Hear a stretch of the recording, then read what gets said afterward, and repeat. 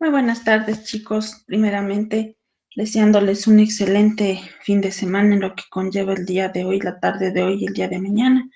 Pues vamos a iniciar la clase con respecto a dos temas a tratar el día de hoy, que vamos a ver la oxigenoterapia y el tendido de cama. Voy a proyectar las diapositivas para que ustedes puedan observar claramente en qué nos basamos el estudio de cada uno de ellos, ¿sí? Entonces vamos con la primera, que es la oxigenoterapia. Vamos a proyectar las diapositivas. Listo. Nos habla acerca de la oxigenoterapia. ¿Para qué nos sirve la oxigenoterapia? Es el uso terapéutico del oxígeno a concentraciones mayores que las del aire ambiental, con la finalidad de tratar o prevenir los síntomas de la hipoxia. ¿Cuáles son las indicaciones que nosotros debemos de aplicar oxigenoterapia? Ustedes se preguntarán, ¿qué es la oxigenoterapia? Cuando el paciente no puede o no ingresa la cantidad de aire suficiente hacia los pulmones, realizando este mecanismo por sí mismo, sino que ya necesita una ayuda por parte de los implementos para poder recibir el oxígeno de manera mecánica, como ustedes han visto los tanques de oxígeno, ¿sí? Nos da a conocer que siempre que exista una diferencia en el aporte de oxígeno a los tejidos, es decir, la hipoxia celular, que puede deberse a la disminución de la cantidad de oxígeno en el aire inspirado, por ejemplo, cuando el paciente sube a alturas o lo presenta obstrucción de las vías aéreas, disminución de la ventilación alveolar, hipovolemia y disminución de la hemoglobina. La toxicidad de esta. Se observa en personas que reciben concentraciones elevadas de oxígeno mayor del 60% por más de 24 horas. Y las contraindicaciones, pues no existen algunas. Las condiciones para la administración de oxígeno.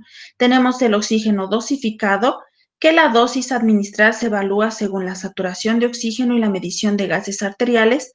Igualmente lo que es el controlado, que es necesario vigilar si los litros por minuto corresponden con la FiO2, ¿sí? Nosotros tenemos que igualmente el tipo de oxígeno humidificado, ¿sí? Que nos habla acerca del agua biodestilada, estéril y tibia y continua, que es la administración de oxígeno, no se debe interrumpir hasta corregir la alteración. Sí, aquí nosotros tenemos las diferentes partes o situaciones por la que se debe administrar el oxígeno, ¿sí?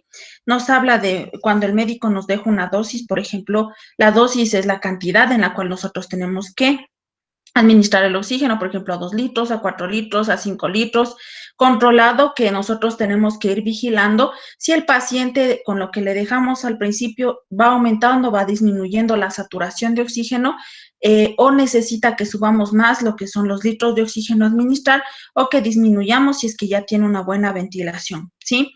Humidificado, que el oxígeno tiene que tener agua estéril, biodestilada, ¿no es cierto? Y continuo, que la administración no debe de interrumpirse hasta haber corregido la patología o la alteración por la cual se presentó esta falta de oxígeno en el paciente. ¿Qué es la FiO2? Es la concentración o proporción, ¿sí?, del oxígeno en la mezcla de aire inspirado, ¿sí? La FiO2 es la concentración o proporción del oxígeno en la mezcla del aire inspirado. Aquí tenemos la evaluación de la necesidad de oxígeno. Por ejemplo, la alteración del patrón respiratorio, que nos habla de un aumento de la frecuencia respiratoria, respiración intercostal. Cuando hacemos esto, cuando se nos mueve el pecho por el cansancio, por subir gradas, por correr, se denomina lo que es el aumento o la retracción intercostal. Tenemos el aleteo nasal, sí, que es cuando nosotros nos cansamos, igualmente el aleteo de las fosas nasales. Tenemos la disnea, ¿sí?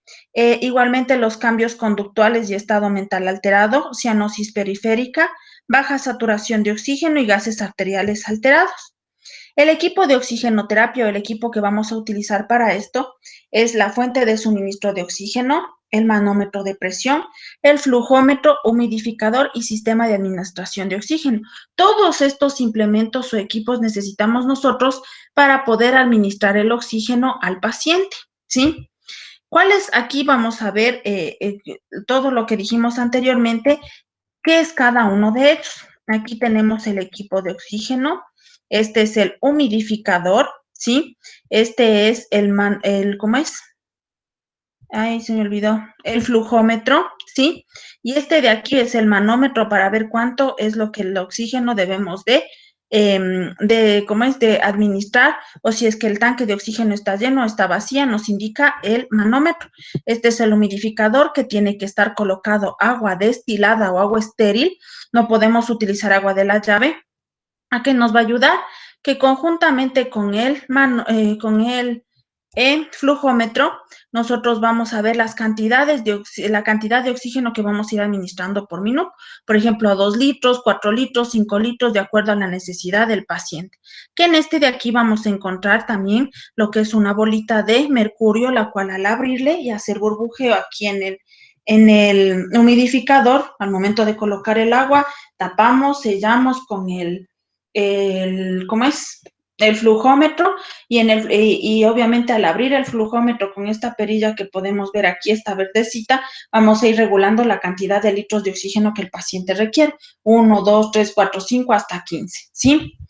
El manómetro de presión, que como les indicaba es este de aquí, ¿sí? Mide la presión en la que se administra el oxígeno desde la fuente, o sea, desde el tanque. ¿A qué presión vamos a administrar el oxígeno? Si está cerrado o está abierta, el paso directo el oxígeno hacia el manómetro, hacia el flujómetro y este mismo el paso directo hacia el humidificador. Ahora aquí tenemos el flujómetro. En antes vimos el manómetro, que es mide la presión de aire que se va a ser administrada, la presión de oxígeno administrada desde la fuente. Aquí tenemos el flujómetro, que es el dispositivo que mide la dosis en litros por minuto. Es la que nosotros vayamos a administrar, como les dije. En este hay como una reglita adentro y una bolita de mercurio, la cual nosotros al abrir esta perillita verde vamos a ir subiendo, ¿no es cierto?, de acuerdo a la necesidad del paciente, pero siempre tener colocado aquí abajo lo que es el humidificador, que es este, ¿sí? Armamos juntamente el flujómetro con el humidificador y el humidificador tiene que estar con agua, si no, no va a subir la perillita de oxígeno, de mercurio a las cantidades de litros que tenemos que subir. Nos dice del humidificador, que es el recipiente unido al flujómetro que permite humidificar el oxígeno administrado al pasar el gas a través del agua. Tenemos que se llena hasta el nivel indicado, que son las 3/4 partes con agua biodestilada y estéril.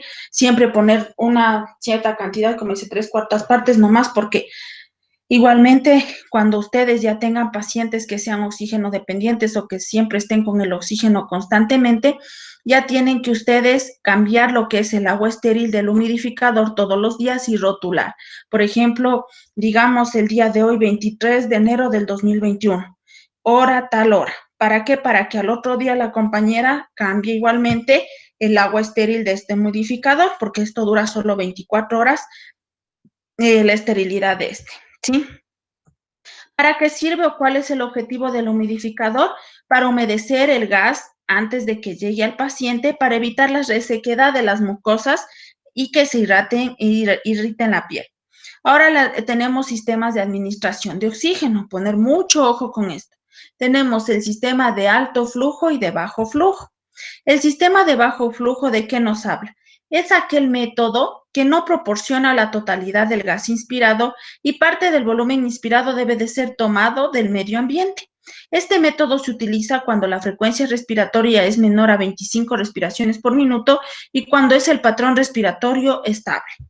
Tenemos el sistema de alto flujo, ya vimos bajo flujo, ¿no es cierto? Que decía que es el método que nos proporciona la totalidad del gas inspirado y parte igualmente del volumen inspirado que debe de ser tomado del medio ambiente. El sistema alto de flujo tenemos que es aquel en el cual el flujo total de oxígeno que suministra el equipo es suficiente para proporcionar la totalidad de gas inspirado, es decir, que el paciente solamente respira el gas suministrado por el sistema. En el bajo flujo, para explicarles mejor la situación, tenemos dos sistemas de administración de oxígeno, de bajo flujo y de alto flujo. Con respecto al bajo flujo es cuando el paciente necesita solo, como decirles, una ayudita, un empujoncito para sentirse mejor. Por ejemplo, él respira el aire como todos por sí solo, pero aparte de esto está colocado una bigotera, una mascarilla para que se ayude con al momento de administrar el oxígeno, el aire que él puede respirar por sí solo y el aire que debe de ser como una ayuda para el paciente. Y el de alto flujo, en cambio, es cuando el paciente ya necesariamente respira solo el gas administrado por parte de oxígeno, el oxígeno que necesita. Tenemos igualmente los sistemas de bajo flujo que vamos a encontrar la naricera, la mascarilla de oxígeno simple, mascarilla de reinhalación parcial y mascarilla de no reinhalación. Las nariceras o bigoteras, ¿sí? Que es esta de aquí, que es el dispositivo que se coloca en las fosas nasales para administrar el oxígeno a bajas concentraciones en las de los pacientes. Colocamos las bigoteras aquí y metemos por acá el resto de mangueritas para que no se salga. Siempre estar pendiente que el paciente por algo está indicado administración de oxígeno a tantos litros, porque ustedes tienen que tener muy en claro que el médico deja esa indicación es porque el paciente en su tiempo fue fumador, tuvo neumonías, entonces un sinnúmero de cosas que pueden ser el desencadenante de que él tenga que usar un oxígeno constantemente y él incluso tenga que morir puesto su oxígeno, ¿sí?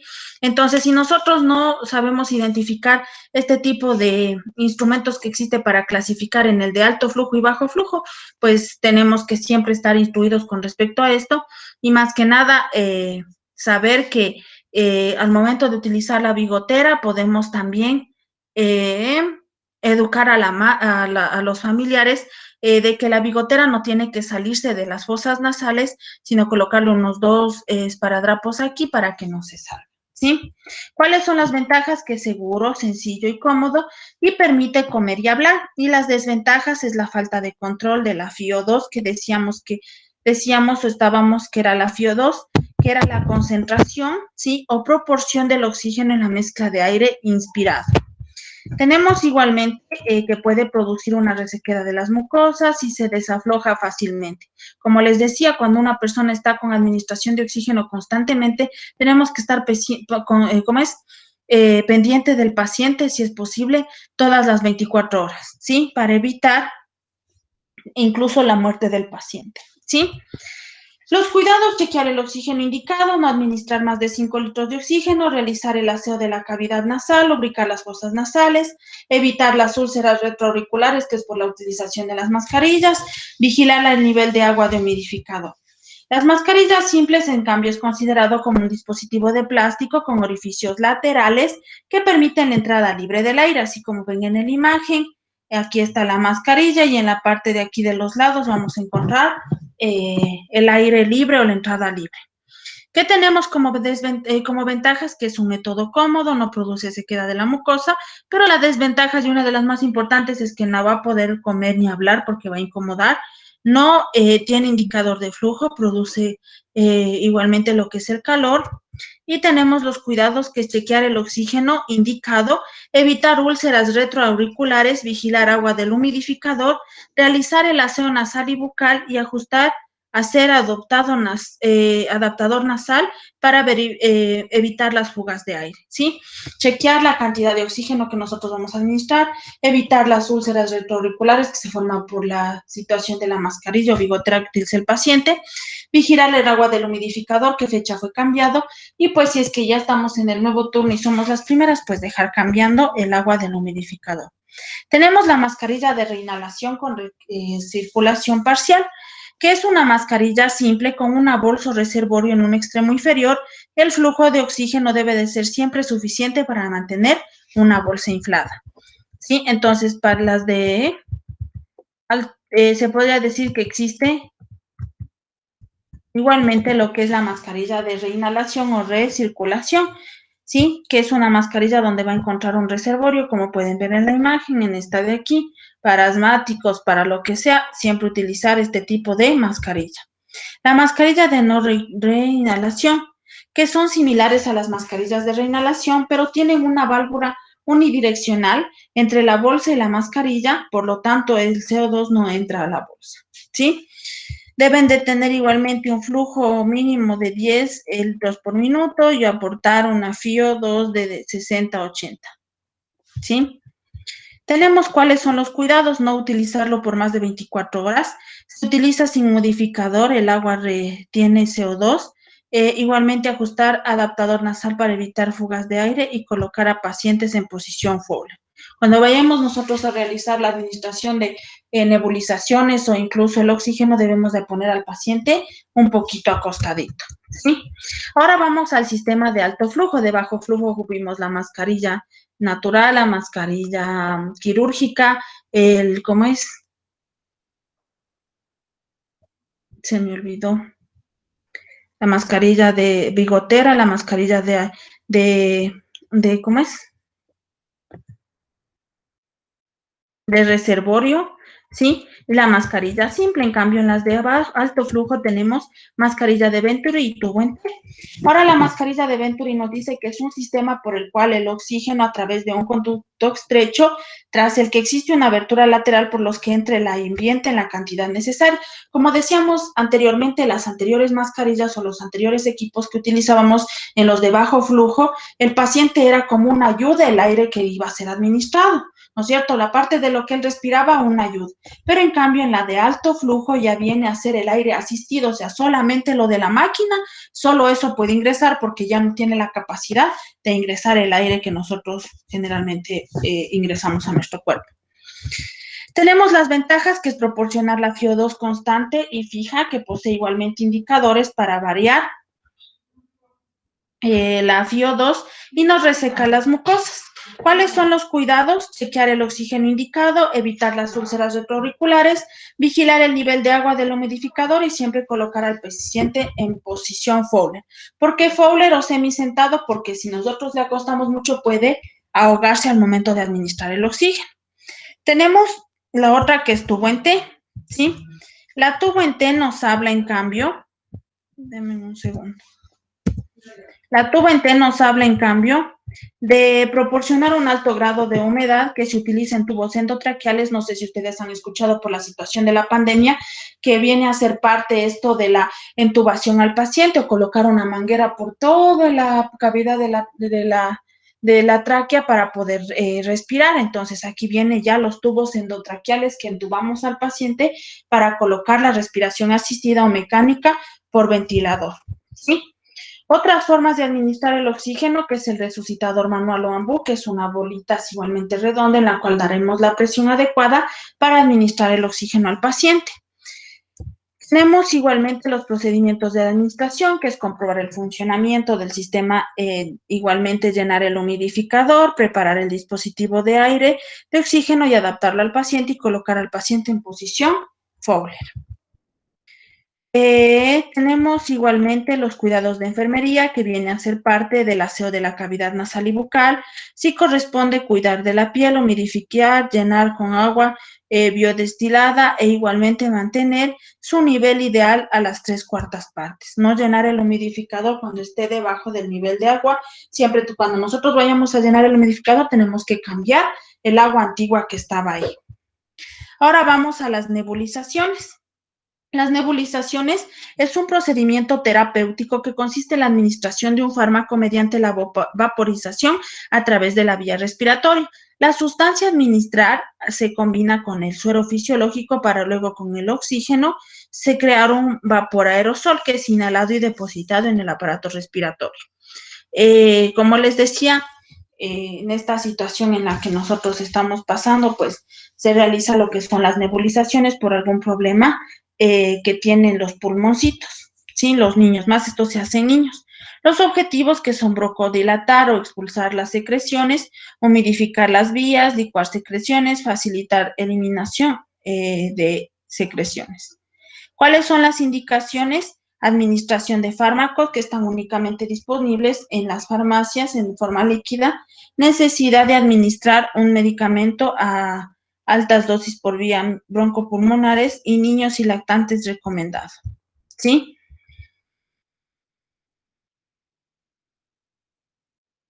¿Cuáles son las ventajas de la nebulización? Que se puede usar a cualquier edad, podemos realizarles a los niños, a los adultos mayores, a las personas como nosotros. Se puede mezclar de uno o más medicamentos, siempre teniendo en cuenta la receta médica que el médico nos deja.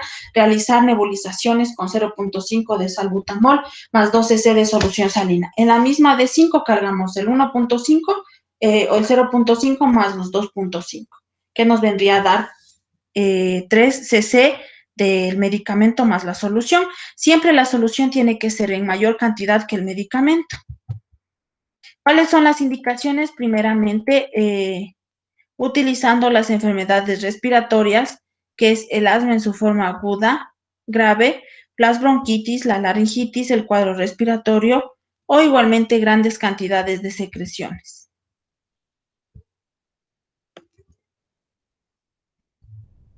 ¿Cuál es el equipo que vamos a utilizar para realizar las nebulizaciones? Primeramente, una jeringuilla sea de 3, de 5, de 10, de acuerdo a la necesidad del medicamento y el diluyente que vayamos a utilizar, que es el suero fisiológico o como se explicaba, pues el líquido con el que vamos nosotros a realizar las nebulizaciones, que viene a ser los medicamentos, ¿sí? El fármaco indicador, ¿sí? Y el respirador. Esto es lo que con nosotros trabajaremos próximamente. Sí, para realizar las nebulizaciones.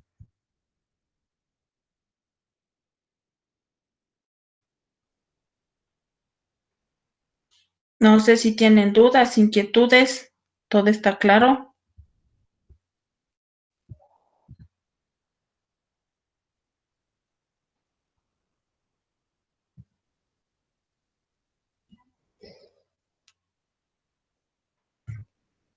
A ver, chicos, terminamos la clase de oxigenoterapia que vimos en la oxigenoterapia, alto flujo, bajo flujo, las que podemos nosotros con la ayuda del medio ambiente respirar, aparte de una ventilación mecánica por medio del oxígeno, el tanque de oxígeno, es como una ayuda que vamos a requerir. En el bajo flujo existe la mascarilla, la de bigotera, la mascarilla normal y la mascarilla quirúrgica.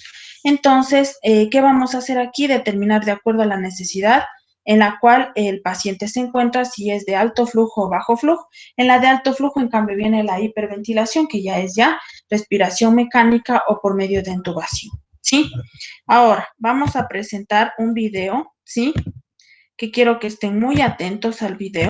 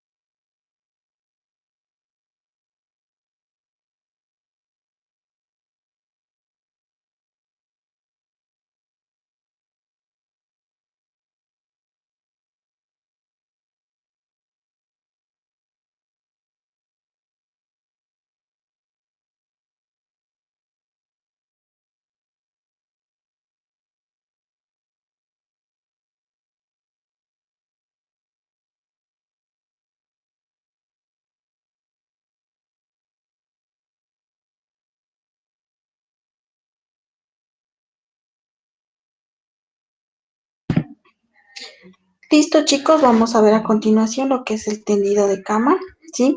Es un procedimiento más que hace el personal de enfermería. Con respecto al tendido de cama, tenemos, ¿qué es el tendido de cama? Es el procedimiento que se realiza para preparar la cama clínica en diferentes situaciones. El paciente tiene diferentes situaciones, como el momento en el que va al quirófano, cuando el paciente está en la cama, en el lugar hospitalario y se debe de tender las camas de diferentes formas. ¿Cuáles son los tipos de cama? Cama cerrada, cama abierta, cama ocupada y cama quirúrgica.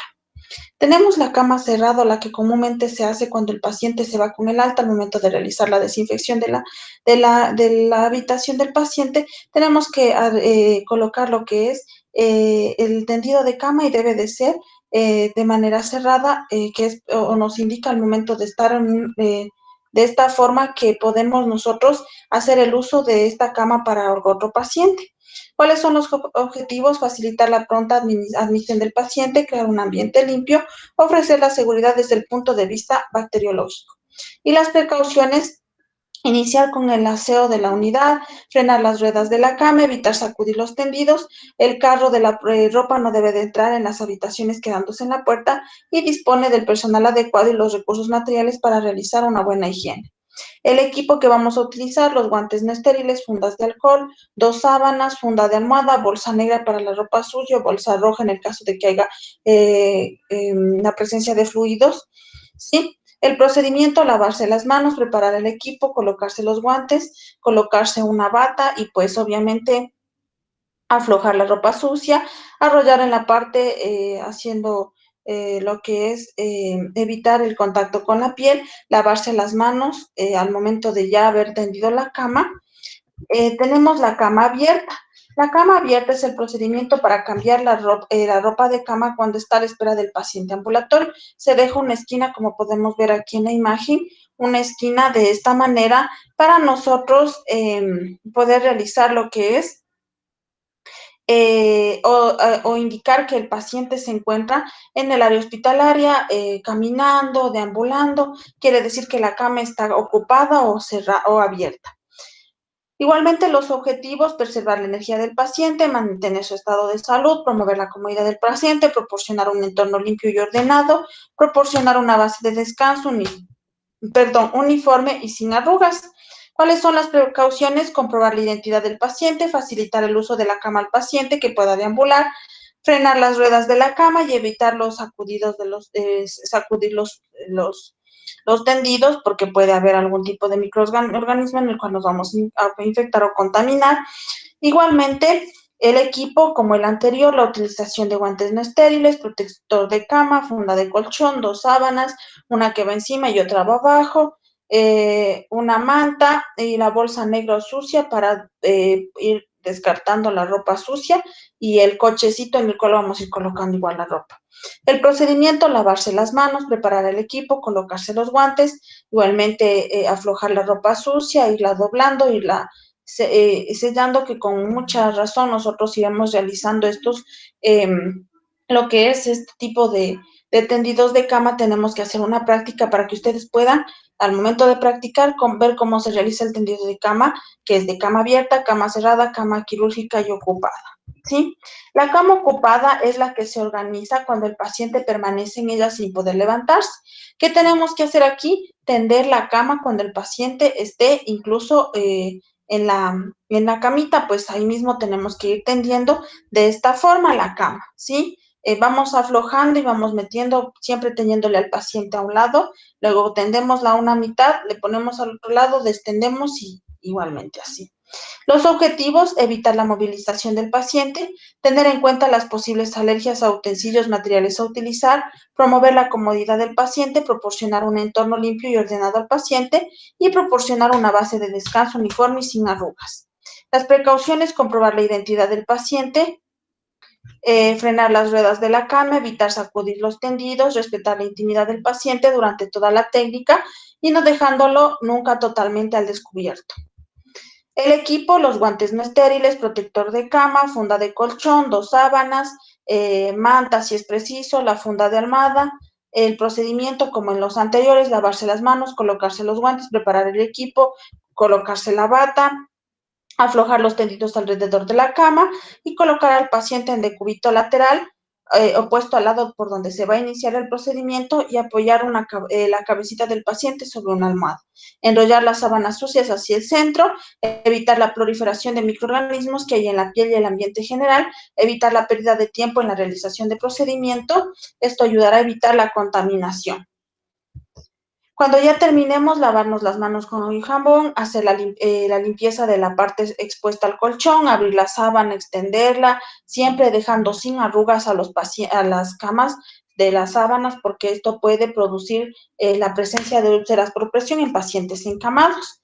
Tenemos la cama quirúrgica, que es la que se prepara para recibir al paciente cuando que se haya sometido a una intervención quirúrgica o exámenes bajo anestesia, en los cuales es conveniente que el paciente esté acostado. ¿Cuáles son los objetivos? Facilitar el traslado del paciente, alistar la unidad con elementos necesarios para el cuidado del paciente y brindar seguridad y comodidad al paciente. ¿Cuáles son las precauciones? Comprobar la identidad del paciente, frenar las ruedas de la cama, evitar sacudir los tendidos, respetar la intimidad del paciente.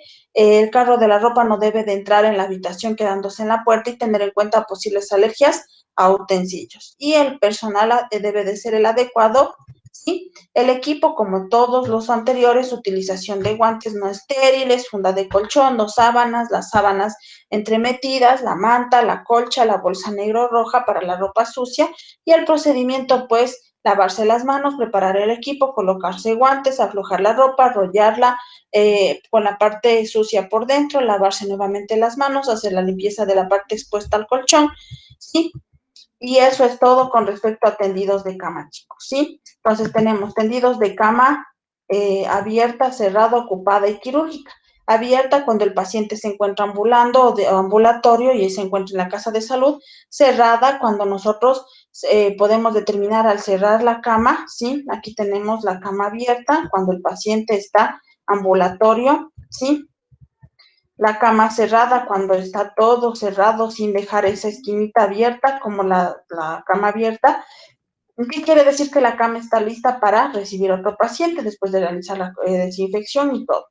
Y pues aquí tenemos la cama ocupada cuando el paciente está ahí, no puede movilizarse o se considera que está ocupando la cama un paciente encamado.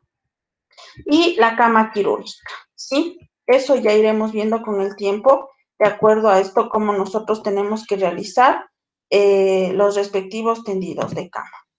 Ahora, déjenme presentarles otro video igualmente con respecto a los tendidos de cama, ¿sí? Que también es deben de estar ustedes muy en claro con respecto a la realización de los tendidos de cama. Denme un segundito. Aquí está, listo. Entonces, por favor, vamos a observar el video.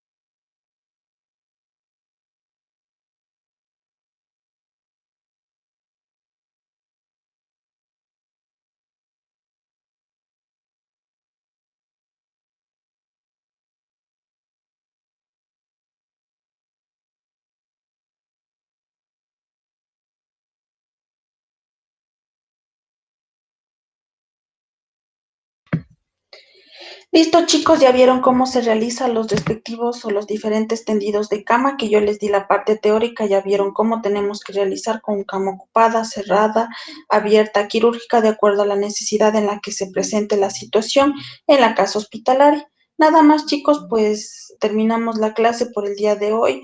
Cuídense mucho, un fuerte abrazo, nos vemos el día viernes. Como les expliqué, cualquier situación o novedad que haya, yo les informaré. Cuídense mucho, chao.